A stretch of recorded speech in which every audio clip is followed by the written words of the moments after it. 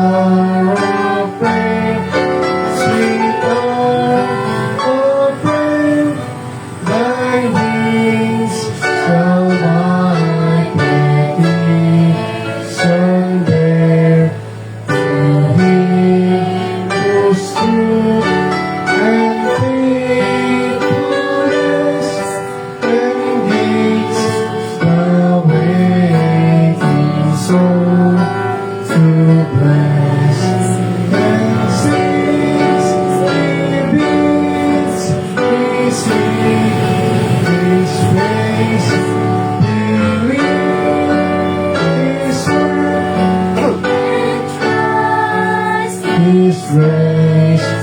I ask for Him my everything, and wait for His sweet arm of faith.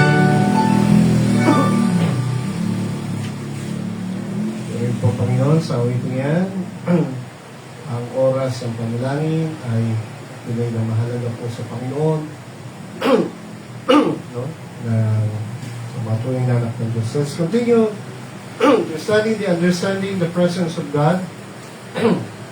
Paano natin lalo maunawaan ang presence ng Panginoon sa buhay natin. So dito po ay ating pong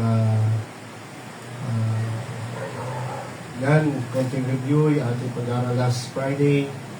Pero tuloy-tuloy po yung ating pag-aaral ng lesson na ito, ng topic na to.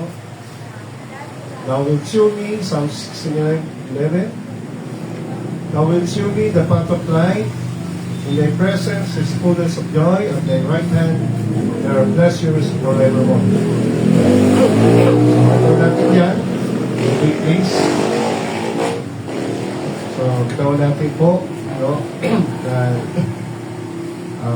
sasabi mo ni Aring David dito, papakita po ng Panginoon ang landas ng buhay sa Kanya, ituturo ng Panginoon, no, gagabayan siya ng Panginoon sa tamang landas ng buhay, no, at sa presence ng Panginoon, sa gabay niya, makakasumpong na po si David o ang bawat tunay na mananampalataya ng lubos na kagalakan, no, umaapaw, at sa kanang kamay niya ay may kasiyahan magpakailanman.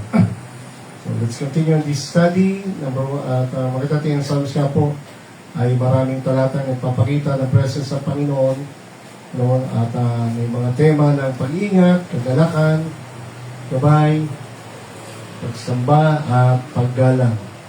Number 1, nakita natin, ang presence ng Panginoon ay nagtuturo ng pag-iingat at pagliligtas. No? In Psalm 93, sabi nga doon, when my enemies are turned back, they shall fall and perish at God's presence. So, doon yung pag-iingat ng Panginoon sa mga mananampalataya niya, sa mga sumasamba sa Kanya.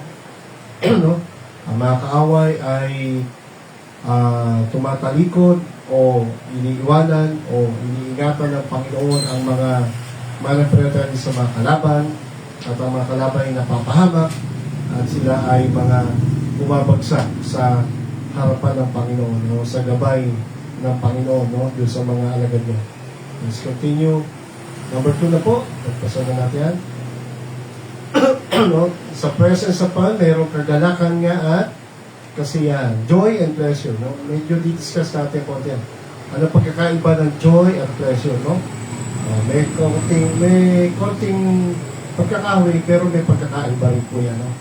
So, dahil nasabi nga 16:11 niya po, in God's presence is fullness of joy, in God's right hand, there are pleasures forevermore. Number 3, ang presence ng Panginoon ay nagtuturo din ng gabay at direksyon.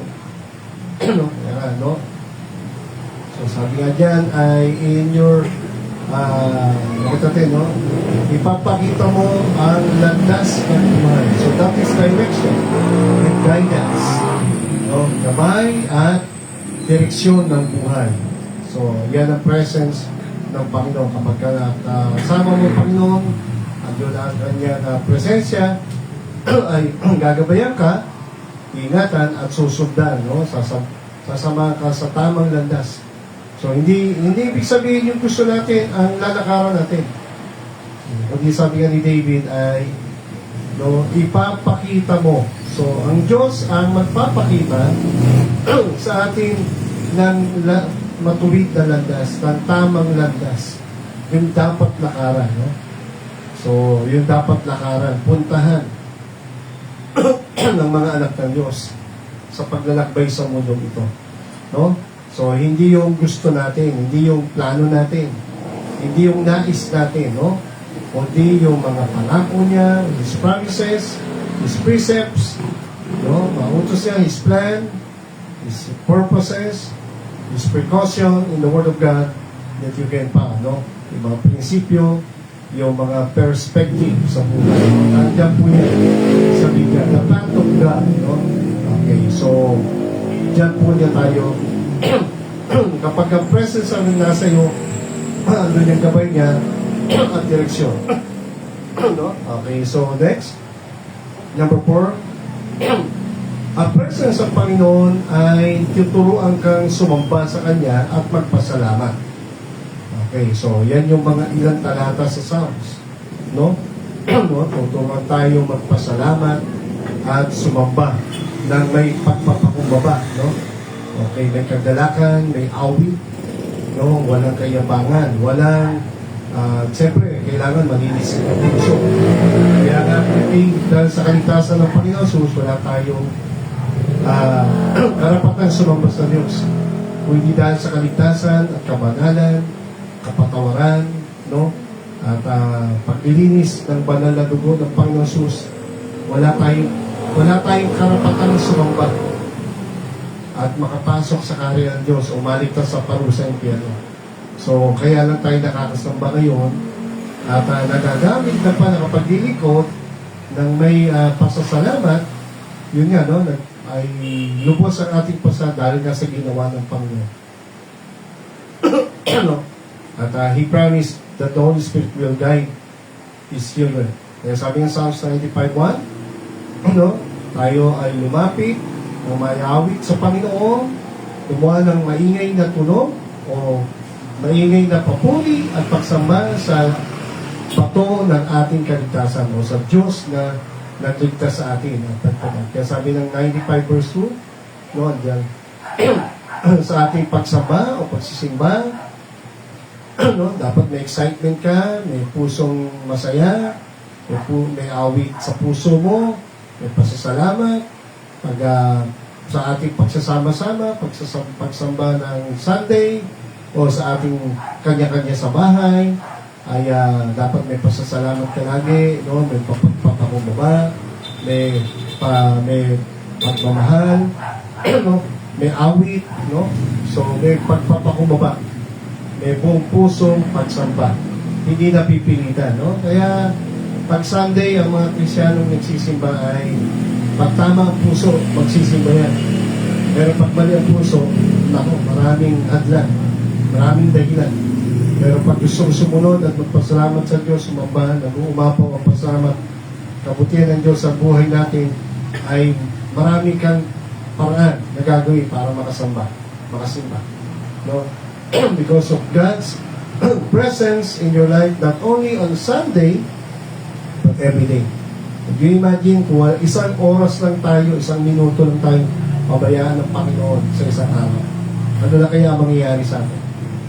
Diba? Kaya pag Sunday, talagang dapat ay lubos ang ating excitement magsimba, sumamba, umawi, magpasalamat, no? May kasigasigan, may kagalakan, no? Dahil nag-uumapaw ang kabutihan niya sa ating araw-araw. Pag-ingat, pagkabay, pagpapakain, pagpapala, kasagutan sa panalangin, at isa yung dakilang kaligtasan ng Panginoon. So, saan ka pa? Ano pa ba ang kulang? Ano pa ba ang ano ba mahirap para hindi natin siya bakit hindi tayo maging matapat at maging masunuri? No? Mga members sa tamad magsimba ng linggo. Ha? Sikapin nyo, mga kapatid. Huwag kayong maging tamad. Sikapin nyo. Yung prayer meeting. Panginoon ay nagtyaga, naghirap, nagtiis para sa pagmamahal at kaligtasan at kapatawaran natin. Tapos tayo ay sana ay hindi na nga natin masuklan yung kaligtasan na yan. Sana ay maging masigasig naman tayo na maging masunod, sumamba at maglingkod sa Diyos. No? Pag gusto, maraming paraan. Pag ayaw, maraming dahilan. No? Pag maging bato ang puso at tamad sa kalooban ng Diyos. Why? Because the Lord is a great God. He's a great King above all gods. Imagine. Sino ba itong Diyos natin, no? Hindi siya munting Diyos. Hindi sa Diyos na kailangan lang natin pag may problema tayo at pag gusto lang natin pagpalain tayo. No? Hindi sa Diyos na parang pamper, no? Na kailangan lang natin tinatawagan. Tayo may kailangan sa Diyos, hindi ang Diyos ang may kailangan sa atin. So, dapat ibigay natin ang dapat para sa Kanya. He is worthy of our worship, praise, and thanks, service, and submission. No? Nasa Kanyang kamay ang lahat ng bahagi ng mundo. The deep places of the earth. Ang lakas ng burol at bundok ay nasa Kanya. No? Para manatili ang buo o mawasak. Ang dagat, ang mga tsunami, ang mga ito ay nilikha. No? Ang mga lupa ay nalikha. No? Sa pamamagitan ng Kanyang kadakilan, kapangyarihan at karunungan. Kaya dapat lang natin sasambahin at sumamba sa Kanya. At tayo ay sumamba at magpakumbaba sa Kanya.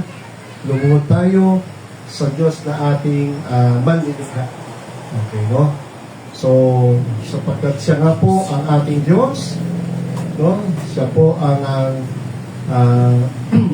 at ang mga tunay niyang niligtas ay parang tupa niyang inaalagaan, no? Sa kanyang kamay. My sheep hear my voice and I know them and they follow me. No? So, doon na lang yung pag-ibig ng pangangalaga. So, kaya ang mga tunay niyang tupa, no? They follow Him. Ha? So, pakita nyo ng mga tupa kayo ng Panginoon, no? Pag Sunday. My sheep hear my voice and I know them and they follow me. No? Hindi ba sunuri kayo? Kung kilala nyo ang Panginoon, at talagang kilala kayo ng Panginoon, no? Matuto kayo sumunod, matuto kayo makinig, matuto kayo magmahal, learn to listen, learn to love, and be loyal to the Lord. Okay, so, sabi niya, huwag maging matigas, matuto ka makinig, at sabi ng verse 8, huwag tumigas ang puso, huwag mong galitin ng Diyos, napakabait niya, napakabuti. Ha? Huwag mong subukan ang kanyang kapangyarihan, ang kanyang galit, no? Marunong magalit pa sa tamang oras. So, nakita natin katulad ng mga Israel na kinabuso kabaitan ng Diyos, tinukso siya, o siya ay nakita natin, no, ang Diyos ay nagalit na po sa katigasan ulo nila. Kahit nakita nila kadakilaan kapangyarihan ng Diyos, sa time po ni Moses, sa Israel, sa Egypt, pero nagalit po ang Panginoon. Hindi sila nakapasok sa promised land. 40 years po sila na pinalo ng Diyos sa disyerto dahil pinighati nila ang Panginoon o ginalit. At hindi sila lubusang nagtiwala sa kabaitan, kabutihan pa. Kaya sabi pa, itong mga taong ito, bakit hindi sila nakapasok sa promised land? Because their heart do err. Ang puso nila ay puno ng pagdududa, hindi pagtalima, no? Hindi buong pusong pagtitiwala, double-minded, they doubt, they disobey, they rebel on God.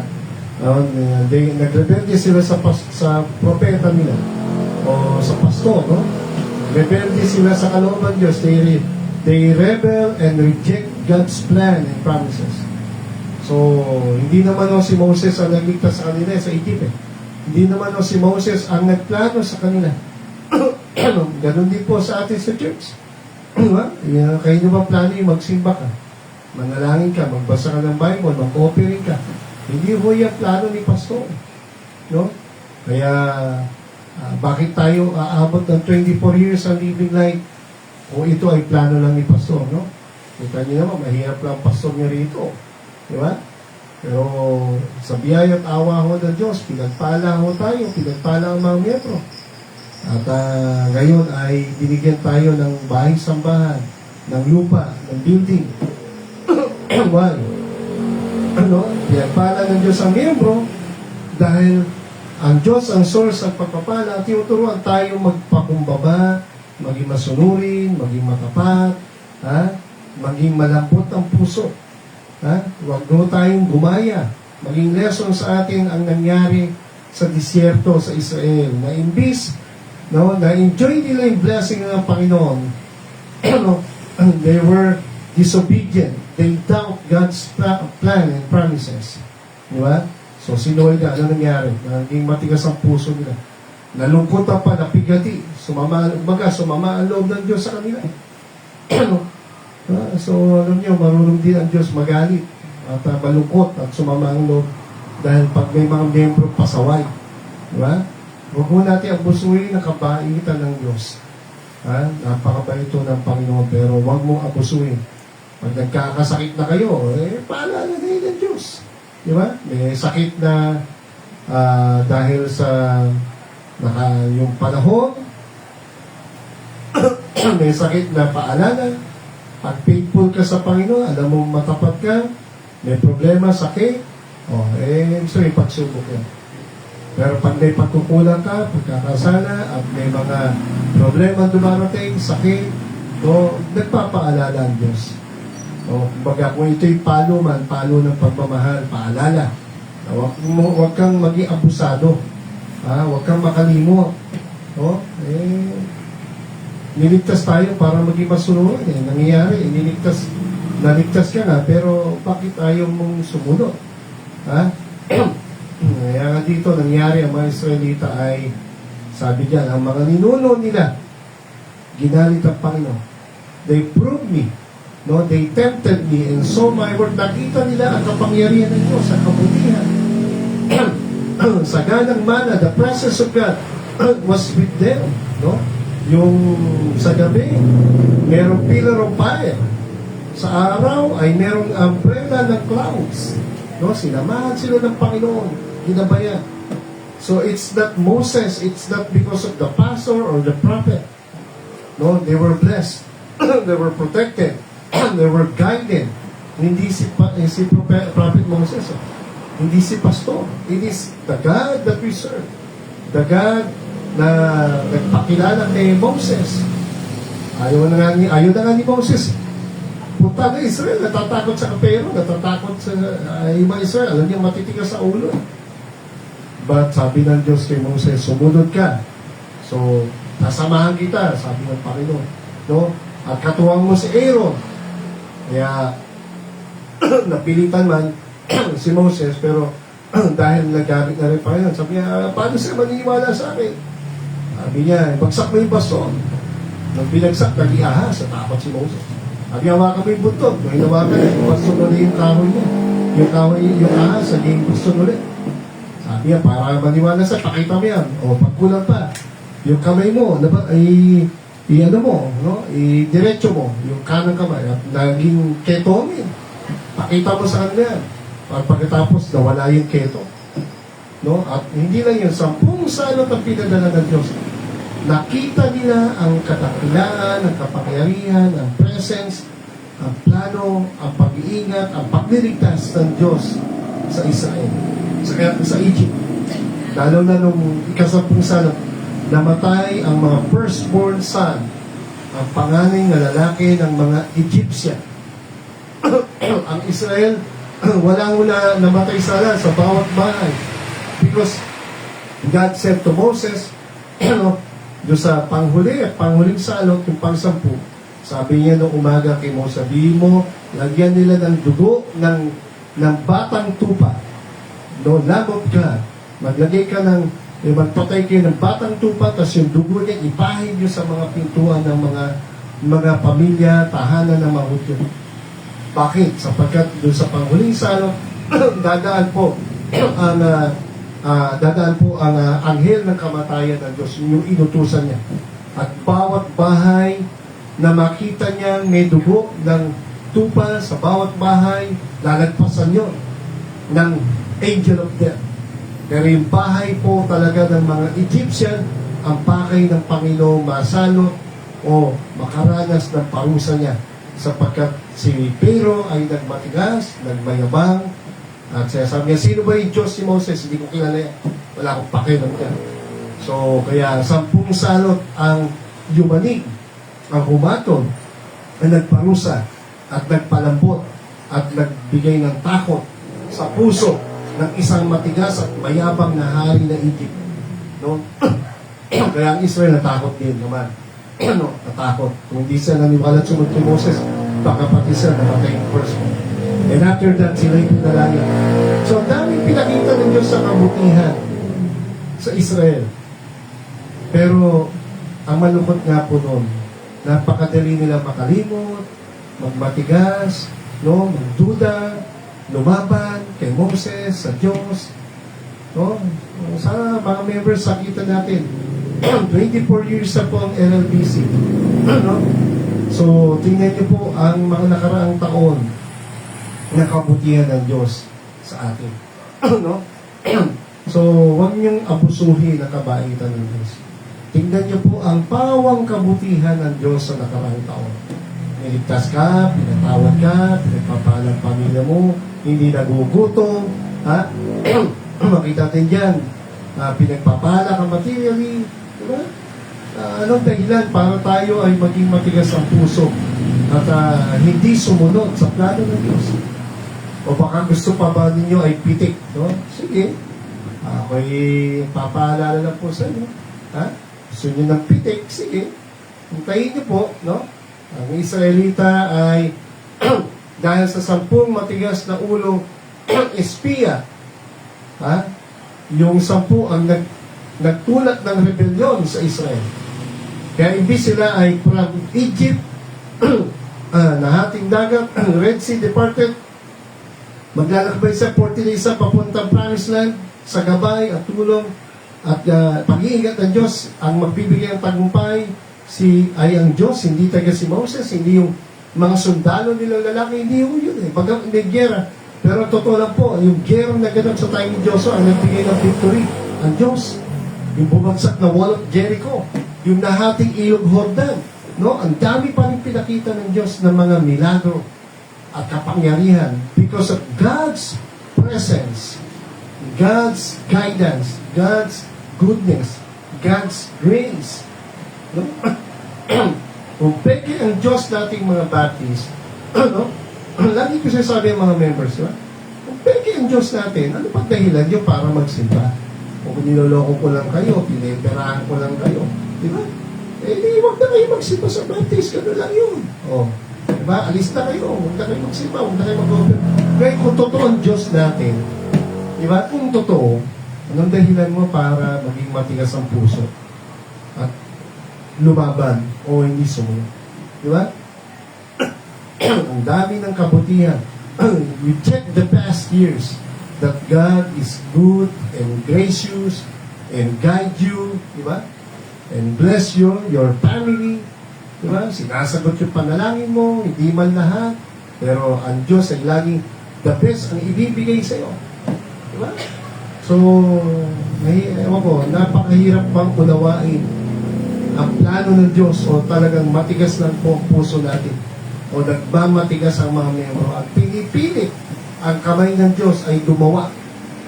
Dapat ang kamay ng Diyos magaan at mabait sa atin. Diba? Yun ang maramdaman natin. E baka gusto nyo pitik pa ng Panginoon. Sige. Hindi ako nagpe-pray. Ang plano ang Diyos, hindi niya plano tayo ay isipin nyo si Pastor Perguso na nga lang. Hindi ko alam ang totoong nangyari lahat, ha? Hindi natin alam. Diyos na nakakita. 22 years na yung pastor na yan sa Pampanga. At sa 22 years yung paglilingkod na pastor na Amerikano. Sipin nyo, Amerikano yan, ha? Sipin nyo yung puso niya, hindi o tatagal yan sa Pilipinas. Ha? O, kung yan ay walang pusong naglilingkod sa Panginoon. 22 years, nagmahal, marunong na magtagalog, mag-preach, pinagpanahon ng Diyos. Binigyan siya ng pusong hindi lang magkaroon ng gawain ng church. Ha? Pinagpala po siya, nakapagpatayo po ng orphanage. 300 ang halos total po na kanilang dati ang nalaga. Ngayon ay 160 na lang. So hindi ko natin alam ang totoo. Gugulo po ang hustisya ngayon dyan. No? Magkakaroon ng matibay na investigasyon. Pero ngayon, ang bigat po ng mga nangyari sa kanya. Imagine. Ha? Hindi ko alam kung ito ba talagang palo o ito'y mabigat na pagsubok. No? Ang Diyos agad nakakaalam ng lahat kasi hindi atin ganun kakilala ito pa. Pinagbintangan siya, 106, yung 116 na titira. Imagine yung 8 years sa orphanage. Yung 8 years sa yun, sabi ko nga, kung meron talagang pang-aabuso yung pastor, bakit tatagal yun ng 8 years? Ang orphanage po, ina-apply po yan ng permit, parang school. Ina-apply ng DepEd permit po yan. At tapos, binibisita po yan ng mga DSWD. No? So, meron po mga ganong permit yan. Kaya ko, tatagal ba yan ng 8 years? Simple lang eh. Hindi yan tatagal ng 8 years, kung sa unang taon pa lang, may violation na. Tapos, may napag-graduate na sila doon na nag-aaral ng social welfare din yata. No? So, yung galing doon sa kabataan na babae yung graduate na po, ng DSO, parang magiging DSWD worker na rin siya, magna cum laude pa. So, makita natin dyan. So, may 116 na tira at sabi, inabuso daw lahat ng bata. Yun yung fake news eh. Malungkot doon. Sabi, inabuso daw lahat. Ewan ko ha. So, umiiyak yung mga bata at ayaw talaga sumama pero pinilit na tapos may 100 pulis na sinama na para akala mo kriminal talaga yung puhulihin at lalaba.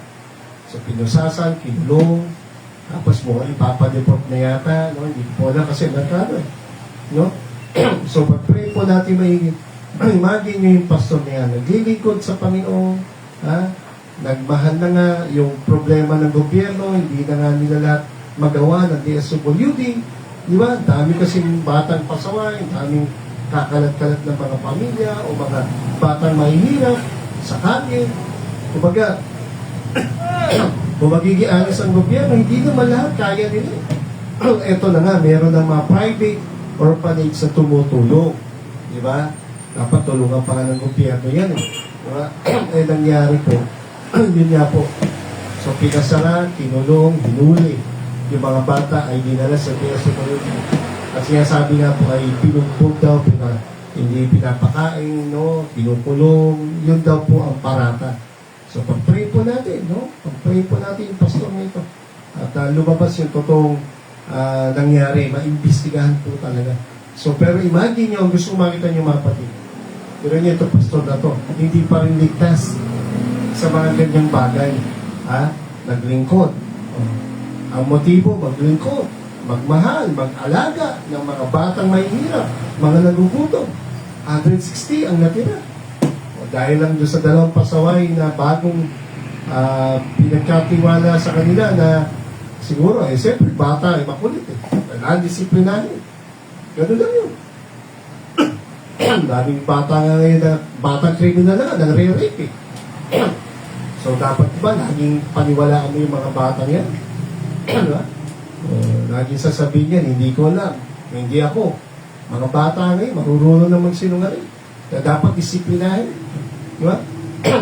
Mga members, sabi nga, mga magulang natin lalo. Maging matabat kayo magsimba? Sige. Tignan natin, paano nyo palalaki yung mga anak nyo. Train up a child in the way he should go. Ibig sabihin, kasama dapat ang Diyos sa pagpapalaki ng anak, sa pamumuhay ng pamilya. Ano ang plano ng Diyos sa pamilya mo at sa anak mo, paglaki.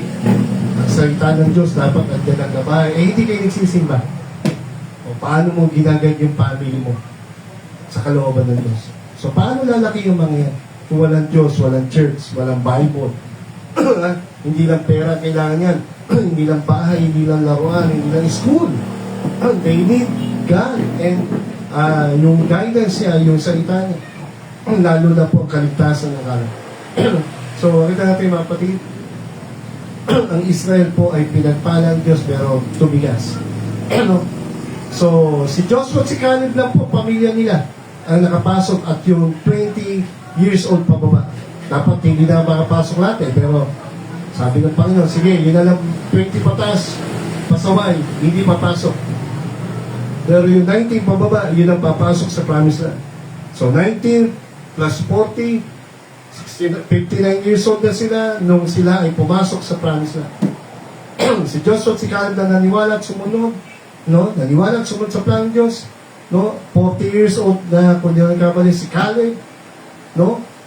Noong unang makapasok, and after 40, 80 years old na po si Caleb.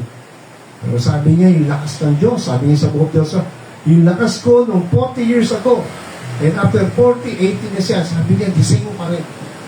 Because Caleb, believed God, he obeyed God. No, yung blessing ng Diyos, hindi na-deny, na-delay lang. Ha? Hindi tinanggi, hindi tinanggal, naudlot lang. Kasi dahil nga sa pasaway ng mga Israelita, yung 40 years old ni si Caleb, yung unang tapak niya sa Promised Land, nakita niya yung blessing ng Panginoon. Sabi, iingatan tayo, sasamahan tayo ng Panginoon, pala tayo. Pero dahil sa 10 pasaway, na nagrebelde ng duda, sa plano ng Diyos, sa pangako ng Diyos, pag-iingat ng Diyos, ayun. Okay. After 40 years, sila ikot-ikot sa desierto. But would you imagine, in the book of Deuteronomy, mababasa yun. After na sila umikot-ikot sa desierto, imagine nyo, walang trabaho yan, ha? Isipin nyo, paano kakain yung mga pamilya na yan? Milyon po yan, ha? Milyong Hudyo yan. Would you imagine, hindi lang po 40, hindi lang isang pamilya. Milyong Hudyo. Mula sa langit, kumulan ng gardenia, ng mana. Sabi wala bang chicken joy? Padala ang Diyos ng mga quail. Sa sobrang kasabikan ng mga Hudyo, mga patigas sa ulo, pasaway, kinain ng hilaw. Nagalit ang Diyos yun, maraming namatay yun. Puro reklamo, padala ang Diyos ng mga ahas, pinagtutok lang yung mga murmurers, yung mga mahilig mag-murmur, no? Mga mahilig magreklamo. Iyak sila, Lord, pray mo kami sa Diyos. Pray mo kami dahil kami nagkasala. Kaya sabi ng Diyos, sige, gumawa ka Moses ng tansok ahas. Nasagay mo doon sa bundok. Pag dumating uli ahas, sabi ng Diyos kay Moses, dumating uli yung ahas na yan, pinagtutuklaw siya. Lahat ng natuklaw, tumingin doon sa tansok ahas sa bundok. Ang tumingin doon, kahit nakagat ng ahas, hindi mamamatay sa venom. You read it in the book of Numbers, mababasa niyo. No? Pero yung mga hindi naniwala, no? Dumating na naman yung ahas na mga parusa ng Diyos, tuklaw, pinagtutuklaw sa inyo. Hindi naniwala, nagtawa, hiniwa, sip-sip yung dugo, nilagyan ng mga band-aid o ng mga tali, ng mga, ano tawag doon? Sa pantali. Band-aids. Yung hindi naniwala kay Moses, hindi sumunod sa Diyos, tumingin doon sa, tumingin sa pagkon sa tumingin sa tansong ahas, alam niyo nangyari? Patay. Hindi siya naniwala. Pero yung lahat ng tumingin, nabuhay po. No? Nabuhay po. Why? Why? Kasi po, by faith. Ang sabi ng Diyos, tumingin kayo. So that was a test. If they believe God, and if they believe God, they will obey. O yung naniwala sumunod, tumingin, hindi namatay. Pero yung mga nagtawak, mga napatay. Tapos siya binigay ang Diyos na lesson doon. Actually, kinote siya ng Panginoon dito sa John 3:15. Tingnan niyo po, sabi niya, yung palang tansong asa yun, na simbolo ng pagtingin nila, no? Tingnan sabi dito, ng pa sa John 3:14. Sabi yan, kung paano si Moses ay tinaas niya yung tansong ahas sa disyerto. At lahat ng mga Hudyo na pinagkakagat ng mga ahas, yung tumalab yung venom, pero tumingin sila doon sa tansong ahas sa bundok. Lahat ang tumingin, naniwala, hindi namatay, nabuhay. Pero lahat ng hindi naniwala kay Moses at sa Diyos, patay. Tumalab yung venom, patay po sila. What is the lesson? Sabi diyan, kung paano tinaas ni Moses, sabi ng Panginoon di sa 14, ang ahas sa disyerto, ganun din, ang anak ng tao ay itataas. Ibig sabihin, ganun din daw si Kristo ay ipapako sa krus at itataas sa lupa. Kasi nga, pag pinako siya, no, nakabitin siya sa kahoy. Tapos mataas po yan No?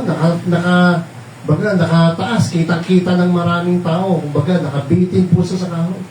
What is the lesson? That was yung palang sa tasong nila, pinauutos sa Diyos kay Moses, nilagay sa disyerto, ay naglalarawan pala yun ng paghihirap ni Kristong daranasin sa krus para sa kaligtasan ng sanlibutan. Ano ang venom na meron ngayon ang tao na nananaligtay sa kanyang buhay? Ang venom po ay ang kasalanan. At ang sabi niya, ang sino mang sumampalataya kay Jesus ngayon ay hindi na mapapahamak kundi may buhay na wala na. Kaya sabi niya pa sa John 3:16, kaya na lang pag-ibig ng Ama sa libutan na binigkalog ng kanyang bugtong na. Ang tao ay makasalanan. Bakit ang tao namamatay? Dahil sa kasalanan. Ngunit dahil sa kasalanan, ang tao ay patungo sa impyerno, hindi makapasok sa langit dahil sa kasalanan.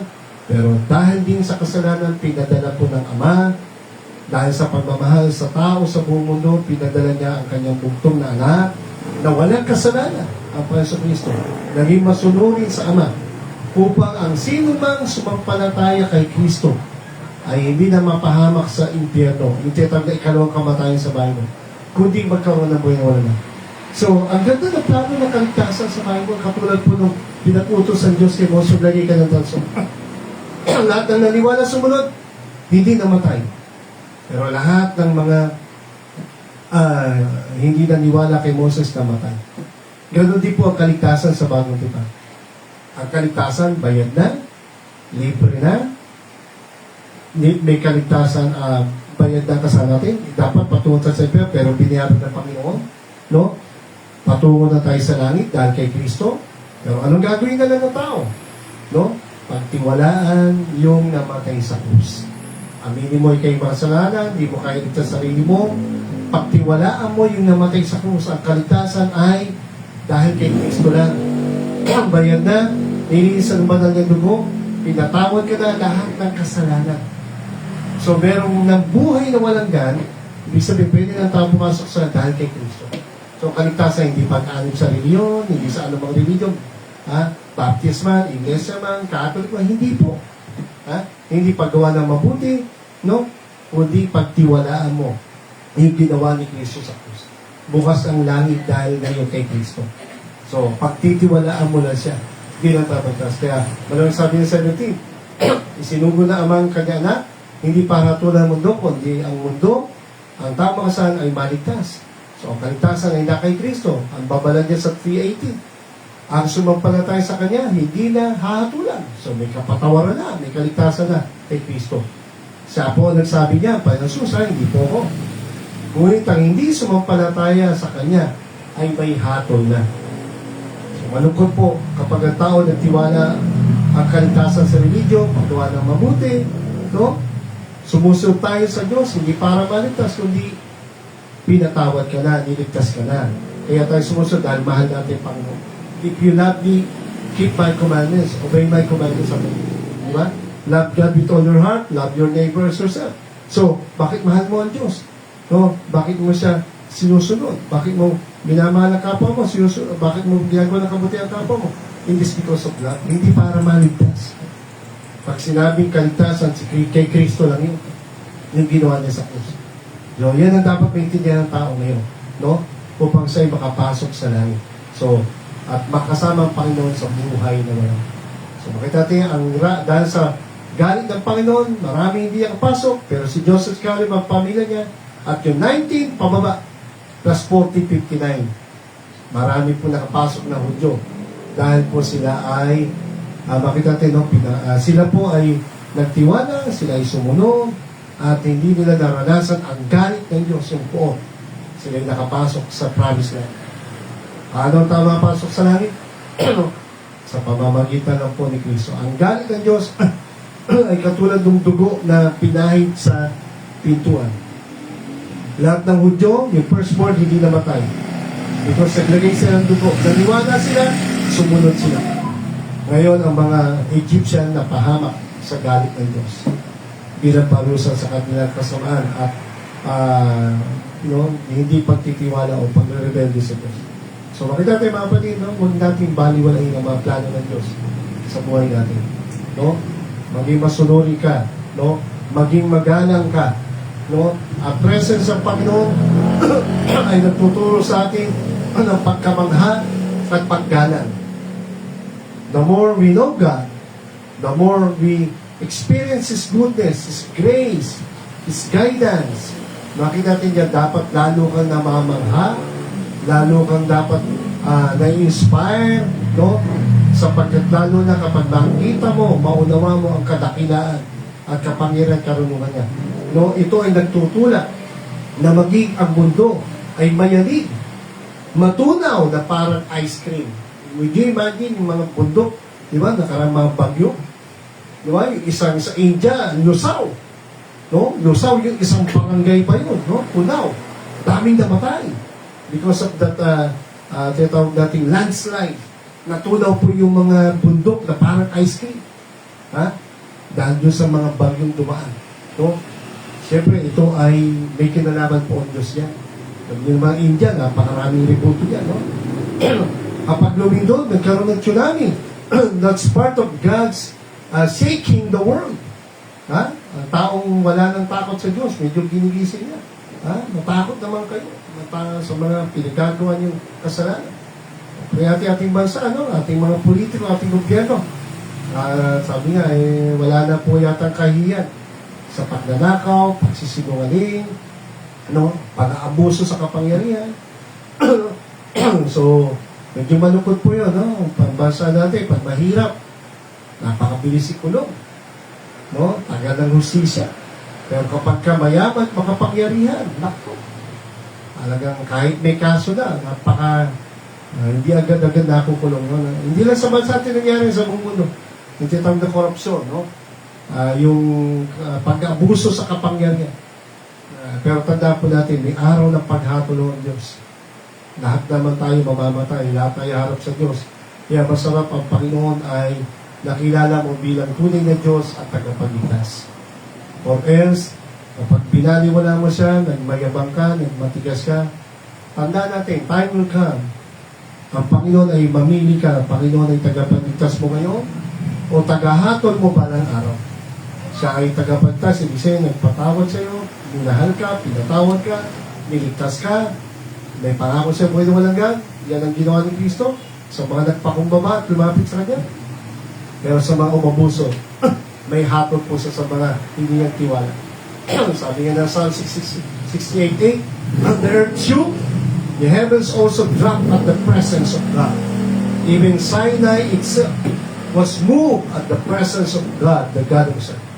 Alala niyo ba, nung pagkatawid sa Egypt, di ba, pagtawid sa Promised Land, o sa Red Sea, dinala po ni Moses, doon sa bundok na nakausap niya Diyos, yung binigay niya sa putos, doon po dinala ni Moses ang Israelita, ang bansang Israel, doon sa bundok ng tinatawag na Mount Sinai, bundok ng Sinai. At alam niyo ba, nung sila ay palapit na doon, ay biglang kumidlat, nayanig, natakot ang mga Israelita. Kaya sabi ng Diyos, sa takot na, sabi ng Moses, ikaw na lang may pag-usap. Sabi ng mga tao, ikaw na mga pag-usap, natakot sila. It talks about that. Hindi naman po talaga hindi naman po nagkaroon ng lahating mga lupa, pero it talks about yung kulog, yung kidlat, yung tinatawag na pagyanig na lupa, doon, ay nagparamdam ang Diyos yung presensya. Natakot ang Hudyo. But not so with Moses. Kaya sabi ng Diyos ni Moses, maglagay ka ng parang dyan, tali sa paligid ng bundok para hindi sila lumapit at baka sila ay mamatay. No? Kasi nga, banal po ang Diyos no? So, makita natin, ang earth na yanig, no? Ang mga, imagine mo, ang mga langit, no? Kaya, yung mga bulalakaw dyan, pag nagbagsakan na sinasabi ng mga scientists, makinatatakutan nila, di ba? Yung mga umiikot-ikot dyan, mga asteroid, di ba? O asteroid, Diba yung asteroid, asteroid, yung mga tawa-tawa kayo sa asteroid naman, alam mo, asteroid yung mga lumilipad, yung mga parang, tawag na muta ng kalawakan. Pero ang totoo, hindi yung muta yun. Mga bato po yun, mga nagsabog-sabog yan. Isa lang pumasok sa atin dyan Lalo na pagka sa kalupaan ng mga tao, marami yung maapektuhan. No? Kaya, the Creator itself also is the one who protected this world. No? Sa kabaitan, kabutihan Diyos, iniingatan pa rin ng Diyos ang mundo nito. Yung Diyos na minsan nagbigay ng matinding baha sa time ni Noah at nagpaguda ng Sodom at Gomorrah sa pamagitan ng apoy. No, mga ulan ng apoy, ng batong apoy. No, mga tetag po ito man yung mga tetag na yung hailstone. No? Pero may mga hailstone doon sa time ni Moses, mga batong yelo po yan, pero may apoy. Hailstone. Imagine nyo, tapos ang lalaki po niya, no? Yung iba singlaki daw ng mga bola ng mga baseball. No? Imagine mo yan. Pag bumagsak sa'yo, hindi ka taga-bubuhay yan. Tapos may apoy pa. Pero yung bumagsak na apoy sa Sodom at Gomorrah, kakaiba ito eh. May mga sulfur po ito. And we believe ito ay galing po, no? Hindi lang ito galing sa langit, kundi binigay ng Diyos na possible, meron galing sa mga bulkan. No? So, kasi, may parang asphalt na, basta kakaiba. So, the presence of God teach us that He is powerful, He is holy, at mamamangha ka. No? Magugulat ka. Tuturuan ng taong magkumalang. Pag may mga bagyo, tsunami, di ba? Natatakot. Kasi ang tao mayabang na nga po. Sobrang talino, sobrang yaman, di ba? Bonus lang ng Diyos yan. Pero iba, yung mayabang, nakakalimot. Sana huwag mangyari sa mga member natin, ha? Palambutin mo ang puso mo, ha? Huwag kang maging matigas sa ulo. Nako. Magugulat tayo. Sabi ito, World War III lang eh. Pray natin, huwag matuloy. Sana, no? Pray natin. Nakakaawan tayo ng Diyos. Ha? Awan tayo ng Diyos. Sabi ng Psalm 7:5, the hills melted like wax at the presence of the Lord. Pag nagalit ang Diyos, di ba? Ang mga burol, ang mga bundok, natutunaw na parang mga floor wax. Ganong kalambot yung floor wax. Parang ice cream na natunaw kapag nagalit po ang Panginoon. At the presence of the Lord of the whole earth. Siya na may likha ng mundong ito, mahal niya ang tao, no? Mahal niya ang tao, pinakain, naalagaan, pinagpapala, pero ang tao rin ay lumalaban, nagre-rebelde, yumayabang, andiyan yung boses sa LGBT, di ba? Pagpatay, pagnanakaw, ganit sa pera, yung mga drugs, yung mga gambling road, yung mga tinatawag nating mga magdanakaw na politiko, di ba? Yung mga rebuto, yung pagsama sa rebuto, yung itim, nagiging puti, yung puti, nagiging itim, yung kasinungalingan, nagiging totoo, yung katotohanan, ginagawa kasinungalingan. Yung mapait, nagiging matamis, at yung matamis, nagiging mapait. Sabi, yung kasamaan ay okay na.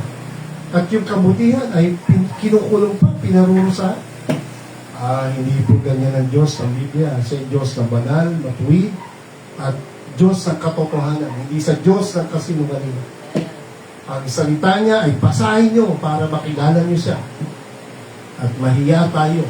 At matunaw tayo sa iya. Sabi nga na ating Pangulo, di ba? Mahiya naman kayo. Di ba?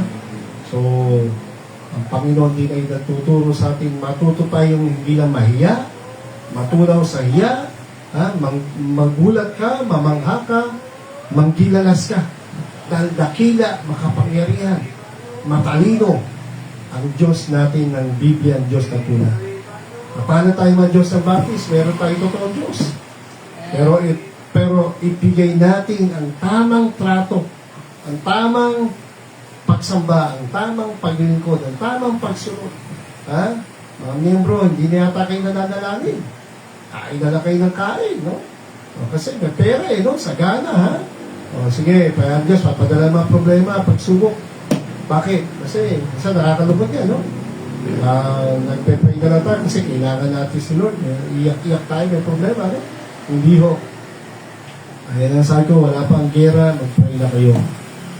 Pag tatuloy ang gera, lalo kayo mag-pray. So, wala pang problema, pagsubok, manalangin na kayo. Pag matuloy ang gera. Pag hindi wala nilang isip na ma-inject. Alam niyo, kawawa rin ang mga tao doon. Sa totoo lang po, mga kapatid. Tayo, 120 million lang. Sila, 1.5, 1.7 billion. Sipin niya, paano pakakainin yung mga tao doon? Ha? So, maraming human rights violation doon. Communism.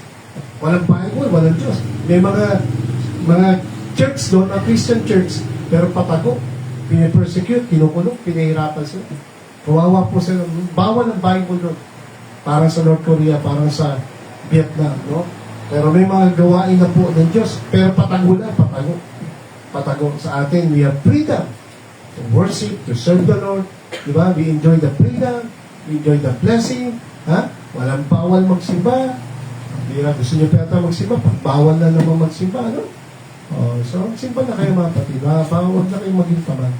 So, nagpapaalala ko. Okay, let's pray. Lord, salamat sa itamo. Tulungan niyo kami. Lagi niyo kami i-remind. Paalalahanan kami. Hindi niyo kami niiwan, pinababayan. Ang totoo, kami po ang nagdi-deny sa presence. Katulad ng ginawa ni Pedro, nung hinuli ka, Panginoon, nakikita ni Pedro paghihirap mo. Pero nung siya ay huli na po, nung siya ay sinisita na, kasi sabi kong kilala po ba niya, sabi ng mga taong humuli sa kanya, kung kilala ba ni Pedro yung ang Panginoong Jesus na sinasaktan. Ang sabi niya ay hindi. 3 beses siyang nagkaina, nagsinungaling. Ganun po ang ginagawa namin ngayon sa inyo. Alam namin, napakabuti mo, napakain niyo kami, ginagabay niyo kami. Pero kami mga taong Lord, kahit nakikita namin napakabait niyo, napakadakila niyo, banal ka, makapangyarihan. Ang dami niyo pinapakita ng mga paalala, babala. Mga linggon, mga baha, ang dami niyo pangungusap, kabutihan, mga kamanghamanghang bagay, mga kagilagilalas, mga nakakatakot na panitain, ng gera, Panginoon, huwag naman sana, mga sakit, gutom sa ibang bansa. Lord, tulungan niyo kami. Tulungan niyo kami lalong magpakumbaba, manalangin, hanapin ka, hanapin ang presensya mo, purihin ka, pasalamatan sa kabaitan mo. Napakabuti niyo, kaya dapat lang kami, Panginoon, ay maging humble lagi, maging honest. And ibigay namin yung honor na para sa inyo. Kung kami nga pinopromote mo, pinagpapala, hindi nyo kami pinababayaan, ay huwag naman na nawa namin i-deny ka yung presence mo. Huwag kami maging mga Kristiyanong ipokrito o sinungaling na minsan ay mayabang na kami na nakakalimutan namin na lahat ng pagpapala meron kami ngayon ay dahil sa kabutihan mo. Kaya nga gano'n ang babala mo sa Deuteronomy 8. Na huwag namin isipin na kapag may sagana na kaming pera, pagkain, damit, sasakyan, at parang nagagawa namin, nabibigyan namin lahat ng gusto namin, ay huwag namin kalimutan, Lord, na ito ay provision nila. At hindi kami dapat, tinuturuan mo kami lalo maging humble, to honor you, to worship you, to thank you, to be faithful to you, and to love you and to serve you. At lalo na, Panginoon, magamit nyo kami sa uling na ipakilala ka namin. Ikaw ang madakila sa buhay namin. Hindi kami ang lumabang, hindi kami ang maging sumail, o hindi kami ang magbalaki. At hindi namin isipin na dahil sa talino, lakas namin, kaya kami lumamang. Hindi po. Ang totoo, lahat ay bonus sila. Kung wala biyaya at awa mo, Panginoon Jesus, wala po kaming kaligtasan, wala kaming pagpapala, wala kami ng mga meron kami ngayon. Lahat ng meron kami ngayon dahil sa inyo. At pag binawi niyo ito, lahat ito, Lord, sa totoo lang, pinanganak kami wala at aalisin kami wala. Kaya kung meron man kami ngayon, dapat lang kami tulungan nyo lagi na magpakumbaba, lagi magpasalamat, maging matapat sa offering, Panginoon, sa mga tithes and offering. Lord, ay turuan yung mga miyembro na maging matapat sa pagsusoli ng mga dapat nga isoli para sa gawain. Upang maging blessing din kami, Panginoon, sa mga misyon. Kaya palaki nyo kami pinapapala, hindi para lang kami ay kami lang ang mag-enjoy sa mga blessing material. Kundi makita namin, Lord, na meron pong mga missionary sa buong mundo. May gawain ang living light, hindi lang pansarili, hindi lang para suporta ng pasto, ang pamilya ng pasto, ang needs ng church, kundi needs sa Lord. Meron din palang mga global mission na kailangan namin suportahan, tulungan, makiisa kami, at sana ay maging channel kami ng blessing, Lord. At hindi ba kami sobrang yaman, Panginoon, pero napakasarap kami pagpalain niyo, maging mayaman kami sa pagbibigay. Tulungan niyo ang LLBC, Lord, magkaroon ng humble heart and patuloy na honest heart, hunger to seek you, to love you, at pagmamahal sa misyon, pagmamahal sa kaluluwa.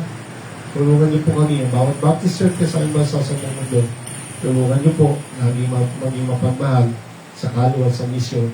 Suportahan namin maraming missionary na nangangailangan din ng mga bahay, lupa, building, sasakyan. Maraming pangailangan pa nyo. Tulungan niyo kami maging blessing. Ingatan yung mga missionary na sa ibang bansa, sa mga problema, pagsubok, pag-uusig, baka sila'y nangangaling ng buhay, mga may sakit, bagan niyo po. Mga pastor na may mga problema, tuloy pa sa producer, Lord, alam niya, hindi niya siya pababayaan. Bagan niyo siya, at ikaw na po ang magbigay ng tamang hatol, justisya. Alam namin, Lord, kung aabusuin ng mga pinuno ng aming bansa, kung magiging bulag sila, Panginoon, sa tamang pasya, at hindi nila ibibigay ang tamang hatol sa ang pastor na ito na ikinulong nila, Panginoon, at sa mga batang inaalagaan nila at pinapakain nila. Alam po namin, ikaw ang gaganti, Panginoon. Vengeance is mine, as you said, Lord. Vengeance is mine, said the Lord. Kaya ikaw na po bahala, Panginoon, at sa producer, sa family niya, at sa gawain na pinagkatiwalaan sa kaya patuloy po, tulungan niya ang aming gobyerno, bigyan mo kami ng matitinong mga pinuno, mga sahing Pangulo, sa mga secretary, sa mga justice system, sa Congress, sa elected Congress, Lord, at PNP, AFP, Lord. Alam po namin, nakikita nyo ang mga problema na aming bansa, ang katiwalian, ang mga kriminalidad. Salamat sa aming gobyerno, salamat sa pagbabantay, pangangalaga, pangamahala nila. Pero kung may katiwalian man, Lord, ikaw na po bahala. Inisin nyo, ligligin nyo, isingin nyo po ang aming gobyerno. Salamat sa Pangulo namin na nangunguna sa mga korupsyon, sa mga flood control, sa mga budget, Panginoon. Isingin nyo po ang aming pinuno at maging patas sila, maging matino ang kanilang mga desisyon, ang kanilang mga hatol, Panginoon. At maparusahan ang dapat maparusahan, mapakulong ang mga dapat makulong kahit sila ay makapangyari at mayaman. At payagan nyo ang impeachment, Lord, matuloy. Ikaw na pong bahala. Ikaw ang nakakalam ng lahat. Kaya kaya niya dahil pamilya, tulungan niya aming basta Amerika, China, Ukraine, Russia, mga gera doon, at Arab nation, at Israelita, mga nagugutom doon, kahabagan nyo po. Mga sundalong namatay, mga nahihirapan, mga sugatan, Panginoon. Kung pwede lang, Lord, bumalik ka na para matigil na po lahat ng ito at maghari ka na sa mundo nito. Kailangan ka namin, samahan niyo po kami, gamitin niyo kami habang di na pa dumarating. Mag-soloing po mga Baptist churches, gamitin niyo po mga missionary, mga miyembro, hanggang dumating ka, abutan niyo kami ng tatapa, sunod sa iyo. Kaya natin po muli, pasat sa gabi ito, parahin sa itanyo sa matangis sa payang precious. Ang gabi po, God bless po, and see you on Sunday. Good night.